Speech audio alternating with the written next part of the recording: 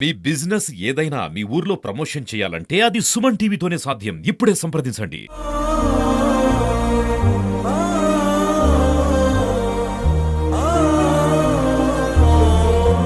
పందికొక్కుల దాడిలో 4 నెలల పసిబాలుడు మరణించిన వార్త ఇక్కడ మనం నూజెండ్ల మండలం రవ్వారం గ్రామంలో చోటు చేసుకుంది.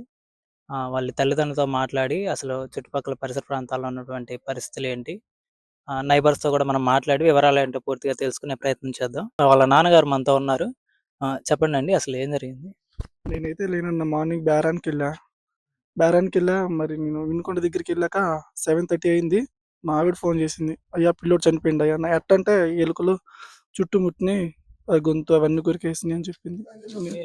నేనైతే లేను. ఏం చేస్తుంటారు మీరు? నేను రోడ్లు గోల్డ్ వ్యాపారం చేస్తా. ఇచ్చేసా. షాప్ ఉందా? లేదు, బయటే వీధిలో అమ్మటి తిరిగి బండి పెట్టేసుకుని మాలు బూసుకే వెళ్తా. అంటే హాస్పిటల్కి అట్లా తీసుకెళ్ళాలి? లేదు, వచ్చాక చనిపోయిందని చెప్పారు. మీకు తెలియడమే చనిపోయిందని తెలిసింది.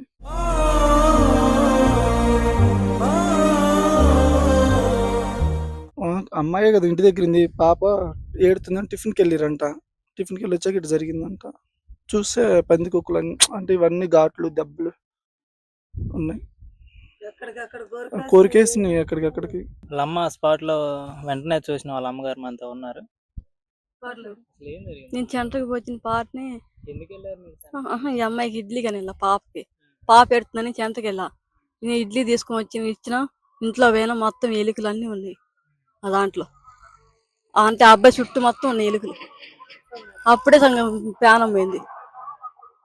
మీరు వచ్చేసరికి ఎలుకలు మొత్తం ఉన్నాయి. మొత్తం ఇంట్లో వేసా కదా, మంచం నిండా ఉంది. ఇంకా అప్పుడే ప్రాణం పోయింది ఆ అబ్బాయికి. ఇంకా నా భయం వేసింది, ఇంట్లో వాళ్ళకి ఆకేసింది. పొద్దున్నే లేచి నాయనమ్మని అవుతాను. నేను లేచి అంట్లో కడుక్కుంటున్నా, కసమై ఊడిసి. ఈ అమ్మాయి పాపకి ఇడ్లీ అనగానే పోయింది మా కోళ్ళు. పోయి వచ్చి పిల్లగాడిని చూసింది, బాగానే ఉంది. వచ్చాడు మొహం కడుక్కుంటా నాతో మాట్లాడుతుంది, నేను అంట్లు కడుగుతుంటే. ఇంక అమ్మట వచ్చి అవ్వ దబాన్ రా అంటే నేను ఇంకా గబగబా అంట్లు స్టాండ్ కూడా పడేసి వచ్చి చూస్తే మంచం చెట్టు పందికొక్కులు ఎలకలు ఉండేవా, నాకు భయం పడుతుంది అనగానే నేను పోయేటికి లేవు. పిల్లగాడిని చూస్తే వామ్మ ఇంకేడుంది ప్రాణం అని తీసుకొచ్చి మంచం మీద పండేశాను. ఇంకా అందరు మా వాళ్ళు వచ్చారు, చుట్టుపక్కల వాళ్ళు వచ్చి చూసిపోయారు. తర్వాత ఇండిషన్ టైం అయిందని, ఇంత మటుకు పిల్లగాడు ఒళ్ళు చేయలేదని, ఇప్పుడు ఇండిషన్ చేయొచ్చులే 4వ నెల పడ్డదని వచ్చి చూడటానికి వచ్చింది. ఇట్ట సంగతి అమ్మాయి ఎలకలు పందికొక్కులు ఈ రకంగా పిల్లగాడిని చేసినాయి, పిల్లగాడి ప్రాణం లేదు అని చెప్పి ఇంక మా వాళ్ళందరూ చెప్పి ఉన్నాము. అది అసలు ప్రాణం లేదండి అబ్బాయికి. ఎక్కడికెక్కడ కొడిసే ఇక్కడ ఈ మొత్తం ఎన్ని కొరికేసినాయి, కాళ్ళు ఏళ్ళు మొత్తం తినేసినాయి. ఈ తల కూడా మొత్తం కొరికేసినాయి, సైడ్ మొత్తం ఎన్ని మొత్తం ఏం లేదు.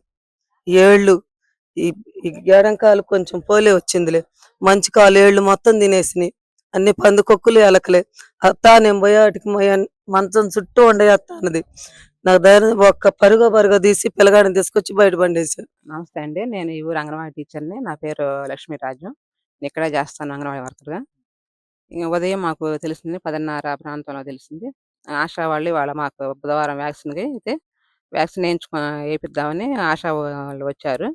వచ్చి చూస్తే అప్పటికి చనిపోయి ఉన్నారని చెప్పారంటే, ఇట్లా జరిగిందమ్మా అని చెప్పారంట. మాకు ఆశా వాళ్ళు ఫోన్ చేసి చెప్పారు. నేను ఇంకెమ్మటే మా మేడం వాళ్ళకి ఫోన్ చేశాను. అంటే మంచం మీద పండేసి అంటే ఎలుకలు అవి వచ్చినాయి, చుట్టూ ముగినాయి అని చెప్పింది ఆ అబ్బాయి వాళ్ళమ్మ. తెలియజేశారు.